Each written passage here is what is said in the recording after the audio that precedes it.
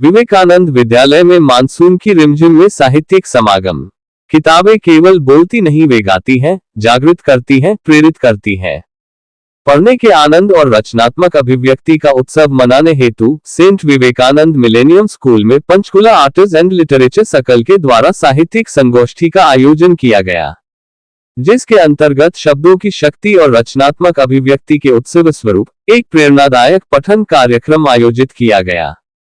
School परिसर को कल्पनाओं और विचारों की रंगीन दुनिया में बदलते हुए इस आयोजन ने पढ़ने की शक्ति को जीवंत कर दिया। मानसून की रिमझिम फुहारों के बीच विद्यार्थियों ने प्रकृति की लय का अनुकरण करते हुए अपने पठन से वातावरण को साहित्यिक ऊर्जा से भर दिया। इस कार्यक्रम में विवेकानंद विद्यालय सहित पंचकुला, कालका, पिंजौ और अमरावती के छात्रों, शिक्षकों और अतिथियों ने प्रभावशाली वाचन प्रस्तुत किए, जिसमें मानसून पोएट्री वाइब्स के अंतर्गत एक काव्यात्मक आकर्षण जोड़ा। साहित्य जगत की महान विभूतियों की उपस्थिति ने इस आयोजन में गहराई और प्रेरणा का संचार किया। Panchkula arts and literature circle के संस्थापक विवेक अत्रेय, पूर्व IAS अधिकारी, प्रसिद्ध प्रेरक वक्ता और लेखक ने बताया कि पठन की उनकी इच्छा ने ही उनकी साहित्यिक यात्रा को आकार दिया। उन्होंने इस बात पर जोर दिया कि रचनात्मकता और कल्पनाशीलता अति आवश्यक है, जो हर क्षेत्र को समृद्ध बनाती है, और छात्रों को अपनी कल्पना को जीवित रखने के लिए प्रोत्साहित किया। विद्यालय प्रबंध समिति के अध्यक्ष डॉक्टर S.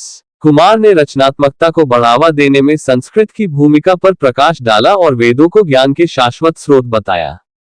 उन्होंने इस बात पर विचार किया कि प्राचीन संतों ने काव्यात्मक अभिव्यक्ति के माध्यम से जीवन के विभिन्न पहलुओं पर प्रकाश डाला है। कैप्टन राजेश त्रेहन के भावपूर्ण शब्दों और चिंतनशील कविताओं ने श्रोताओं को मंत्रमुग्ध कर दिया और उन पर अमिट छाप छोड़ी। प्राचार्य डॉक्टर पीयूष पुंज ने कहा कि डिजिटलीकरण अक्सर छात्रों को किताबों से दूर कर देता है। उन्होंने स्वामी विवेकानंद जी के साहित्य को अध्ययन का आग्रह किया और उन्होंने पढ़ने के प्रति प्रेम को पुनः जगाने के लिए ऐसे कार्यक्रमों की आवश्यकता पर बल दिया। कार्यक्रम का समापन विवेक अत्रेय के नेतृत्व में एक वृक्षारोपण समारोह के साथ हुआ, जो विकास, ज्ञान और विचारों के नवीनीकरण का प्रतीक था। इसने हमें एक कागज और पन्नों से बहुत दूर कर दिया, जबकि हमेशा एक सभ्य समाज की सबसे बड़ी जरूरत जो रही है वो है समय समय पर उचित अपने आप को पढ़ाना, और किताबों से बढ़कर आपका कोई मित्र नहीं है।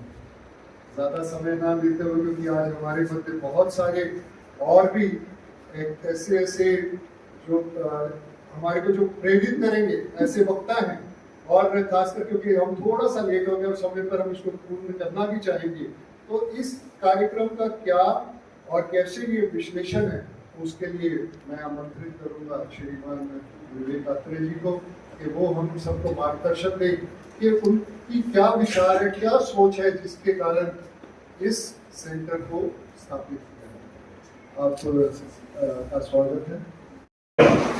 और आपने इसको इतनी अच्छी तरह से गठित किया, इसका प्रबंधन किया, और इस स्कूल में आके वैसे ही प्रफुल्लित हो जाता हूँ और आनंदमय हो जाते हैं।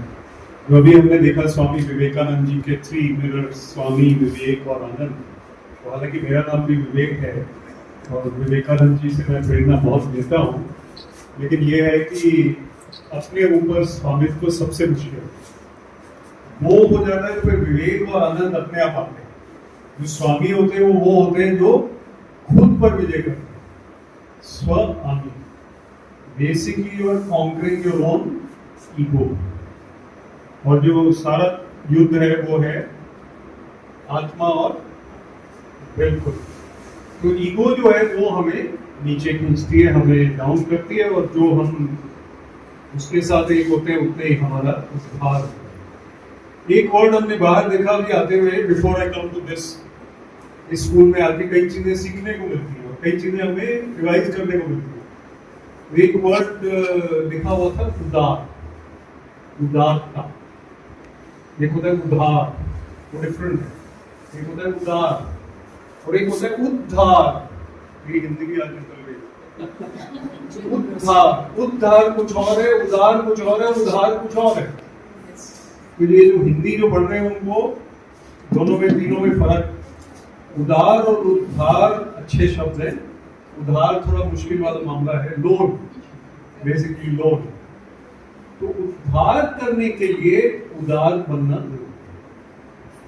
Kindness, not only thinking of yourself but of others. तो एक हम मूवमेंट भी जारी करने वाले हैं, शुरू करने वाले, भी अनाउंस नहीं की फॉर्मली हमने, लेकिन उसमें यूथ को प्रेरित करेंगे थिंकिंग ऑफ अदर्स, दूसरों के बारे में सोचने।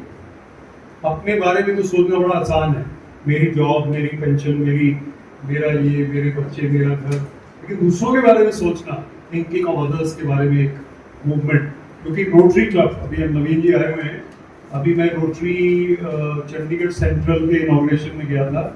रोटरी क्लब्स का जैसे एक रुझान होता है कि दूसरों की सेवा, तो संपन्न लोग जो हैं उसके मेंबर्स हैं, दूसरों की सेवा, समाज की सेवा, उसी तरह बच्चों में ये भाव आना चाहिए। वैसे भी before I come to this, Pinjore कालका से मेरा बहुत लगा, और ये पुराने लोग जानते हैं, क्योंकि मैं यहाँ एसडीएम तब था जब मैं 24 वर्ष था। 24, दैट इज, ये नहीं बताऊंगा कब, नहीं तो आप पता चल जाएगा आपको कि मेरी एज क्या है, लेकिन मैं 24 वर्ष में यहाँ आया।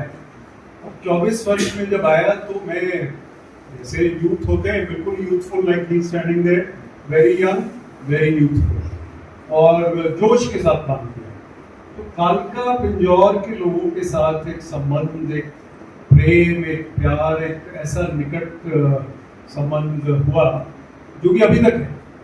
तो अगर मैं अभी जाके, वैसे मजाक में ही बोल रहा हूँ, पिंजौर में जाके रुक जाऊँ बाजार में या कालका में, तो बहुत से लोग आके पहचान के मिलेंगे, लेकिन मेरा ऐसा कोई ना मेरी ऐसी सोच है कि पॉपुलैरिटी बढ़ानी है, तो राजनीति में तो हमें आना नहीं। तो इसलिए जो सेवा है, समाज सेवा है, चाहे वो सरकार में रहते या रिजाइन करने के बाद बाहर आके मैंने जो कुछ शुरू किया है उसी को जारी रखा। अब मैं आता हूँ कि ये कार्यक्रम क्यों हो रहा है। तो ये कार्यक्रम इसलिए हो रहा है कि ये जो शब्द यहाँ लिखे हुए हैं, आर्ट्स एंड लिटरेचर सर्कल।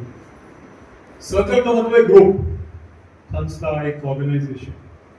लेकिन जो आर्ट्स एंड लिटरेचर लिखे हुए हैं, ये बहुत आवश्यक, वेल सब्जेक्ट शब्द हैं।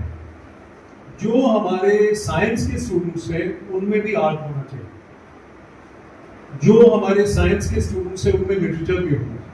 अब मैं इंजीनियर हूँ, साइंस, इंजीनियरिंग, फिर सिविल सर्विसेज, तो डॉक्टर ने नहीं बोला कि किताबें पढ़ो, ना टीचर ने बोला कि लेख पढ़ो, साहित्य पढ़ो, लेकिन अपने ही मन से पढ़ना लिखना एक अच्छा लगने लगा बड़े होते हुए।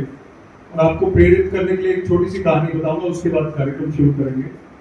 मैं जब छोटा सा था, मेरे पिताजी का ट्रांसफर लंदन हो गया था, तो 3 साल इंग्लैंड में रहे। मैं 7 वर्ष का था और 10 वर्ष तक, 7 से 10 वर्ष तक वहां पे पढ़ा। मैं गर्मी की छुट्टियों में रोज एक किताब लाइब्रेरी से बॉरो करता, 1 बुक पर डे। ज्यादा मोटी किताबें नहीं होती होंगी, लेकिन फिर भी एक किताब रोज खत्म कर देनी। गर्मी की छुट्टियों में पहले हमारे पास ना मोबाइल होते थे, ना टीवी पे कुछ लाइव आ रहा होता था, मैच वगैरह, ना कोई और मनोरंजन थे, तो किताबें पढ़ते। तो मैं इतनी जल्दी किताब पढ़ के नेक्स्ट डे की इंतजार करता था कि एक और किताब कब ले। और एक दिन मैंने वो किताब 2-3 घंटे में खत्म करके उसी दिन मैं चला गया लाइब्रेरी। वो लाइब्रेरी वाले जो थे, वो पुराना वक्त था जो कि कार्ड होते थे, तो वो एक दिन वाले कार्ड इधर पड़े होते थे और अगले दिन वाले जो कार्ड है वो इधर पड़े होते थे। तो वो ढूंढने लगे कि ये किताब का कार्ड क्यों नहीं मिल रहा है। तो मुझे पूछते कब लेके गए, when did you take this? मैं कहा सर आज ही 11 बजे। कहते आज आप वापस नहीं कर सकते, मेरे पास वो कार्ड ही नहीं आया अभी कल वाले, आज वाले, तो कल आएंगे, तो I can't receive this book right now. तो इतनी ज्यादा ललक, yearning for reading I had, which helped me, बहुत मदद मिली इस बात में। अभी भी मैं, अब हम इसलिए इसको हम लोग इसको प्रमोट कर रहे हैं, सोसाइटी को, इस एक्टिविटीज को। चंडीगढ़ लिटरेरी सोसाइटी के साथ मैं बहुत देर से जुड़ा हूँ। पंचकुला में कमी लगी, पंचकुला में ऐसी कोई एक्टिविटीज देखने में कम होती है। स्कूल्स कर रहे हैं, schools are doing still pretty well, लेकिन ज्यादा एक्टिविटीज जिला स्तर पे हो, पंचकुला, पिंजौर, कालका, even Morni, Barwala, wherever we can, होनी चाहिए। उसके लिए हम लोगों ने ये एक संस्था बनाई है छोटी सी। ये हमारा शायद थर्ड इवेंट है, और इस थर्ड इवेंट में हम लोग स्कूल में आए हैं, जहाँ पे मॉनसून पोएट्री का एक सब्जेक्ट आज रखा है। कभी हम इसमें आर्टिस्टिक प्रोग्राम्स भी करेंगे आर्टिस्ट के लिए, और म्यूजिक भी करेंगे, लेकिन अभी हम साहित्य और कविता की बात कर रहे हैं। तो it's very good that young students आज मेरे कविता सुनाएंगे, और पार्टिसिपेंट्स जो हैं वो काफ़ी डिफरेंट स्कूल से आए हैं। How many of you are from different other schools, not from this school? Raise your hands. Very good, excellent, excellent. So who is from this school? Very good. ये भी mostly काफ़ी very nice. I am glad to see the participation इतने सारे schools, क्योंकि ultimately जो लोग यहाँ stage पे बैठे हैं, जो फ्रंट रो में बैठे हैं, अगर मैं लिबर्टी लूं तो इनके लिए नहीं है, ये है लेकिन आपको प्रेरणा देने के। हमारा एक ऐसा स्टेज है where we should give back motivation to the youth. अगर कल के यूथ पढ़े लिखे होंगे, और पढ़े लिखे doesn't mean only your school subjects, it mean multi talent. वो वाली स्पीच अभी मैं नहीं दे रहा हूँ जो मैं नॉर्मली देता हूँ, लेकिन उसमें आर्ट, लिटरेचर, क्रिएटिव थिंकिंग वो जरूरी है। आपका सब्जेक्ट केमिस्ट्री है, उसमें क्रिएटिविटी नहीं है, उसका जो फॉर्मूला है वो मन से आप बदल नहीं सकते। कोई चार्टर्ड अकाउंटेंट है, वो 6.2% अगर इंटरेस्ट है, वो मन के लिए उसको 7.8 नहीं कर सकता। He can't be creative, she can't be creative. But in poetry, in music, in art, in sports, we can be creative. There are different ways to do the same thing. तो उसके लिए आपको एक प्रोत्साहन मिलेगा यहाँ पे। So I don't want to give a long speech। अभी अब आपकी बातें सुनेंगे, आपकी कविता सुनेंगे। सिर्फ ये कहना चाह रहा हूँ कि Panchkula arts and literature circle की तरफ से और भी कार्यक्रम होंगे, पिंजौर, कालका, पंचकुला, रेगुलरली हम करते रहेंगे। छोटे बड़े जैसे भी होंगे, कुछ विजिटिंग ऑथर्स भी आएंगे, और कुछ एनुअल इवेंट भी होगा एक काफ़ी बड़े स्तर का। तो उसमें आप लोग सब आमंत्रित हैं, शामिल हुइए इस सर्कल में। इसकी कोई मेंबरशिप नहीं है, कोई फीस नहीं है, सिर्फ आपने बढ़ चढ़ के हिस्सा लें, वो सबसे जरूरी है। Thank you very much Piyush ji for hosting this. Piyush ji और हम अब कई वर्ष के साथी हैं, और स्पिरिचुअल इंक्लिनेशन, जो आध्यात्मिक जो एक रुझान है, वो हमारे अंदर है, तो हम लोग एक जैसा सोचते हैं। हालांकि मैं योगदा सत्संग से जुड़ा हुआ हूँ। ऑटोबायोग्राफी ऑफ योगी एक किताब है, ये उसका कवर है, योगी कथामृत, autobiography of Yogi.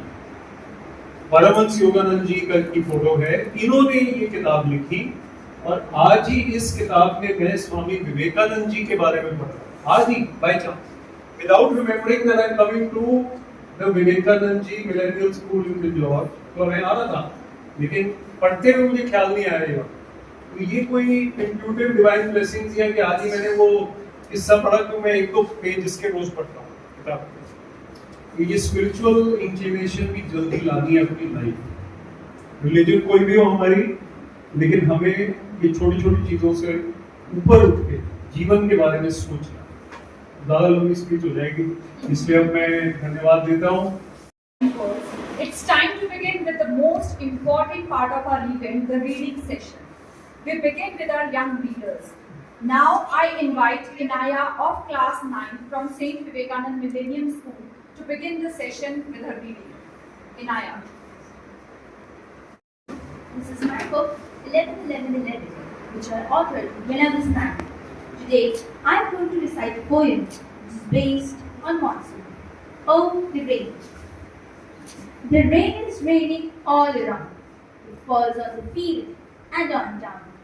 No umbrellas are there. I forgot I kept wet. How do I go to play dear? The street has become a liquid mirror. Everything becomes beautiful for a while. Seeing this beauty, we all smile. Seeing this beauty, we all smile. The drops fall very slowly and very cutely, getting a little scared, but eating muesli. They have families and are very kind, but still they come out the board. Do not keep this dry. Do not keep this dry. Thank you. Jai Today I'm reading my own creation, Curious Explorer. Once upon a time, there was a boy named Alex. He lived in a small city with his family and was a student in 4th standard. One night, while lying on his bed, he suddenly saw a bright star shining in the sky. He began thinking about the stars, galaxies, the sun, and the moon. As he pondered, a book about the galaxies fell from his shelf and landed on Alex's lap. Curious, he opened the book and the first line read, "In the vast expanse of the universe, every star holds a secret waiting to be discovered." Intriguing, Alex flipped through the pages and filled with the colorful illustrations of planets, nebulae, and asteroids. He felt a spark of excitement. He imagined what it would be like to explore the galaxy. As he read, Alex discovered a passage about a hidden spaceship that would take someone beyond the stars. His heart raced at the thought, but if he could find it, determined to embark on his own adventure, Alex decided to search for the spaceship. Thank you. Good afternoon. So the poem which I'm gonna say is not too long, but it's a very meaningful if you try to understand. The topic is nature with creature. Rain drops when clouds are full, and our tears flow when we are done. Earth revolves to change the seasons. We revolve to change our reasons. Gusts of wind keep us alive, and we, with a small talk, makes us light. The water flows, the earth revolves, the intangible wind does it holds, and our lives soars. Thank you. In today's era, we see a lot of people who find for beauty not in themselves but outside of them. These people are the ones who are genuinely in a rat race and are very confused. So the title of the poem is Perspective. The world, oh no, is it broken? Why does everyone seem so low? Why does everything seem so slow? Are we even working, or are they just waiting for a Friday night? Do people even know I exist? Because everyone seems to be indulged in a race with no food, no care, only means an explanation. But who knows how someone will win this race? Because everyone seems to be immersed in themselves, immersed in the beauty they do not sense in themselves. But I personally believe they all are beautiful. But they think that I'm a little different, and so do I. I'm from here. And these are not a part of this stupid race. I don't care if I win or lose. I don't care if they think my schools are big clues. At least I'm happy, but at what cost? Did it cost something? Oh no. It just costs a deep breath and a few clear mid-breaths. For finding beauty in everything is not so simple. But yet, all the imperfections are just twisted perfections. And the beauty lies within you, for the race ends when you start searching within you. Thank you. आज आप सभी के सामने सर्वेश्वर दयाल सत्यानंद जी की मेघ आय कविता पढ़ने जा रही हूँ। मेघ आए बड़े पंठन के सबर आगे आगे नाचती गाती तैयार चली, दरवाजे खिड़कियां खुलने लगी गली गली, पाहुन चलो आए वो गाँव में शहर की, मेघ आए बड़े पंठन के सबर फिर चुप झांकने लगे, गर्दन उचकाए, आंधी चली, धूल बाकी घाघरा उठाए, बाकी चितवन उठा, नदी ठिठी, ऊपर सरके, तेग आए, बड़े बंधन के सबर के, बूढ़ी पीपल ने आगे बढ़कर फुहार, बरस बाद सुनी, बोली, अब लाई लाका ओढ़ के बार, हंसाया तान, लाया पानी फरार भर, मेघ आए, बड़े बंधन के सबर के, क्षितिज अटारी गहराई दामिनी गंगा, क्षमा करो हाथ खुल गई अब भरन, बांध टूटा झरझर मिलन के आंसू लड़के, मेघ आए बड़े बंधन के सबर के। धन्यवाद। स्वामी विवेकानंद जी के जीवन का एक प्रसंग साझा करने जा रहा हूँ। जो कि है करुण नरेन। एक बार एक युवक कोलकाता के रास्ते से गुजर रहा था। अचानक उसे जोर की चीख सुनाई। क्या हुआ? उसने देखा कि एक घोड़ा गाड़ी रास्ते पर से बहुत तेजी से भागी जा रही है। घोड़ा जितनी तेजी से हो सके उतने वेगा से भागा जा रहा था। किसी चीज से गड़बड़ा वह इतनी तेजी से भाग रहा था। एक महिला जो इस गाड़ी पर सवार थी वह भी बहुत गड़बड़ाई हुई थी। वह बहुत संकट में थी क्योंकि किसी भी क्षण वह घोड़ा गाड़ी पलट सकती थी। कोई भी उसकी सहायता के लिए आगे नहीं आ पा रहा था। उस युवक ने वस्तु स्थिति समझ ली। वह बड़ा साहसी था। जब घोड़ा उसके नजदीक से गुजरा वह अपने जीवन को दांव पर लगाकर उस घोड़े की तरफ ही लपका और घोड़े के लगाम को पकड़कर उसे रुक जाने को बाध्य कर दिया। उस महिला के जीवन की रक्षा हो गई तथा उस महिला ने उस युवक पर अपनी कृतज्ञता व्यक्त की। वह नवयुवक कौन था? उस समय उसका नाम नरेंद्र नाथ था, पर वही बाद में स्वामी विवेकानंद के नाम से प्रसिद्ध हुआ। उसका जन्म कोलकाता के शिमला क्षेत्र के एक प्रसिद्ध दत्त परिवार में हुआ था। उसके पिता श्री विश्वनाथ दत्त वकील थे। उन्होंने कई विषयों का अध्ययन किया था एवं सभी उनका समुचित सम्मान करते थे। उनकी पत्नी श्रीमती भुवनेश्वरी देवी थी। वह दिखने एवं व्यवहार में एक रानी के समान गरिमामय थी। सभी उन्हें स्नेह एवं आदर करते थे। धन्यवाद। About something which we all have done, daydreaming, and the title of the poem is On a Rainy Day. Gazing out the window, rain taps soft and light. When will this girl class just end? I want to take flight. Oh, it's been so long since I have spun with glee. Ignoring all this silly work, rain, come dance with me. The school bell rings. Oh, music so sweet. It drowns out all the numbers I just couldn't beat. Homework on page 56. Teacher's voice trails, but we are packing our bags like ships setting sails. We step outside. The world feels new. The air is thick. The sky drips blue. A raindrop then lands upon my nose. Then boom, the thunder loudly blows. We run like monsters, wild and free. Shoes splashed through puddles, giggling with glee. Our uniforms already sticking to our skin. With arms stretched wide, we let the dream spin. Last to the trees, a loser, someone shall shout, and suddenly all of us sprinting about. A race with no prize, yet we run like the wind, for nothing else matters but who will win.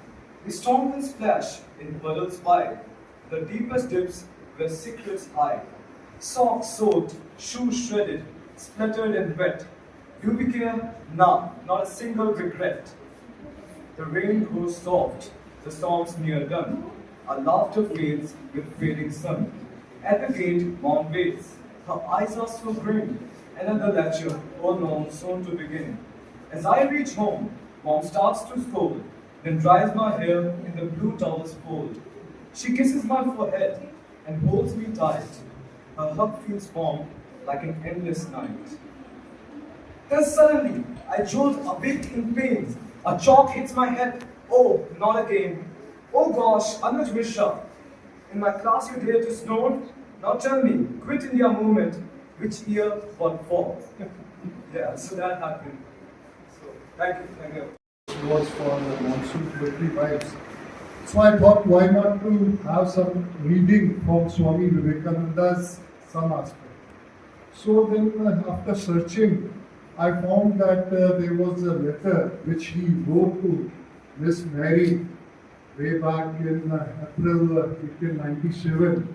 But when I thought, let me read from that letter, when I was reading for the preface of this book, this is Letters of Swami Vivekananda. So I was stuck up with this itself. I could not go forward because every letter itself is something. If you start reading, then you are somewhere else. So I thought, let me share, because as you have come to Vivekananda school, so let me send Swamiji with you I'll be reading very small portion of that preface. So it goes like this. Letters are the reflections of one's mind. From private letters, where thoughts flow freely, we can study the growth and development of a person's mind and the inner history of his being. It is this reason that the private letters of many public men are so much in demand. From their letters, many aspects of the personality of those persons are known to the public, which would otherwise have been a sealed book to all. The history of Swami Vivekananda's life is correlated with the awakening of India and resuscitation of Indian religion. But how much agony and suffering that mighty soul had to undergo before he was able to set in motion a machinery which was to bring about an all-round awakening in Indian national life. A nation that seemed to have lost all self-respect and self-confidence and was apparently had to be rose. That was a tremendous task. Swami Vivekananda felt that this task was his. Very often he would say he was born with that mission. But he had to accomplish in a short span of life. His real activities covered a period of not more than 9 years, a work whose influence was to last for many centuries. He wrote to some of his followers in India, from across the sea, 50 centuries are looking on you, the future of India depends on you. Perhaps the disciples were amazed at such bold words, but the seer with his prophetic vision saw across the corridor of time what was coming. So this is small, we can understand why after so many years Swami Vivekananda is a new writer. So I'll ask everyone, please go through this book, and this is something which is going to help you and lead a very wonderful, a patriotic life. Thank you. Okay तो मैं captain Rajesh Dayal x merchant navy, मैंने 40 साल सी में नौकरी की है और फिर अम्बाले आके सेटल हो गया हूँ क्योंकि फैमिली अम्बाले में थी और हमारा कॉलेज है GMN college with my grandfather का। तो आपकी ये सारी सुन के बातों में ना मेरे को नेचर, सी, हवा, इसने मेरे को बहुत कैप्टिवेट कर दिया है because I have lived 40 years with nature, sea, wind, storms.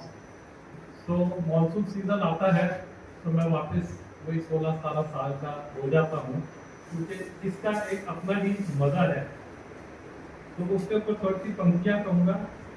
गर्मी से राहत, बरसे सावन, खुशियों से भर दे हर आंगन, पेड़ पौधे हरे, हवा में ठंडक, मन में उमंग, ये बारिश का मौसम। तो दिस इज द टाइम, बड़ा मजा आता है देख के, भीग के एंड ऑल दैट। वो जवानी का टाइम, बारिश में खेलना है all that, but it was wonderful. बड़ा मजा आया आप तक की जो भी पोइट्री और जो भी पढ़ा, and thank you very much and all the best. इसके साथ ही हमारी जो नवीनतम भाषाएं हैं उसमें हमने वर्षा ऋतु के सुंदर वर्णन को सुना। अब हम प्राचीनता की ओर चलते हैं और संस्कृत भाषा में वर्षा ऋतु का वर्णन किस प्रकार से किया जाता है उसको हम सुनते हैं। मेघा नाद घटा घटा घट घटा घाटा घटा घूघटा मंडूकस्य बको बको बक बको बाको बको बू बको विद्युत ज्योति चकिमकी चाकीमकी दृश्यते इत्थं नंद किशोर गोप बनिता वाचस्पति पाहि मां। इसमें एक मंगलाचरण के माध्यम से हमने जाना कि वर्षा ऋतु में किस किस प्रकार की घटनाओं का वर्णन होता है। अब एक हमारे प्राचीनतम ग्रंथ तुलसीदास जी द्वारा रचित रामचरितमानस में जो सुंदर, मनमोहक एवं शिक्षाप्रद वर्षा ऋतु का वर्णन किया गया है उसकी कुछ पंक्तियां हम सुनते हैं। वर्षा काल मेघ नभ छाए, गर्जत लागत परम सुहाई। घन घमंड नभ भर्जत घोरा, प्रियाहीन डरपत मन मोरा। दामिनी दमक रही घनमाई, घल के प्रीति जथा स्थिर नाही। वर्षै जरद भूमि नियराए, जथा नभई बुध विद्या पाए। बूंद अघात सही गिरि कैसे, खल के वचन संत सह जैसे। क्षुद्र नदी भरी चली तोराई, जस थोरे घन खल इतराई।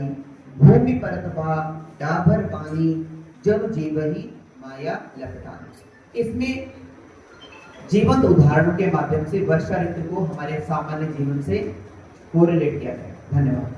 Main aim to spread the love for reading amongst the youth. So when they were reading from my book, I was so surprised actually, very delighted. बड़ा अच्छा लगा कि उन्होंने मेरी बुक से पढ़ा तो, लेकिन उन्होंने जो ओरिजिनल कविताएं भी सुनाई वो mind boggling and very very very qualitative poetry. The theme was monsoon but we also had other points, other aspects. तो ये जो स्वामी विवेकानंद मिलेनियल स्कूल है, यहाँ पे मैं जब भी आता हूँ मुझे ऐसी कोई क्रिएटिव वाइब्स मिलती भी है। So I am very happy and that this event has taken place, all of us are here. I think this fragrance will keep spreading. I'll quote somebody else because this is something which I like to repeat. So we should connect with the Almighty. This is the theme of this little couplet. फितूर होता है हर दौर में जुदा जुदा, फितूर होता है हर दौर में जुदा जुदा। पहले खिलौने, फिर इश्क, फिर पैसा, फिर खुदा। ये एक रूटीन हमारी लाइफ है, लेकिन वो जो गॉड है उसको पहले लाना है। ये वैसे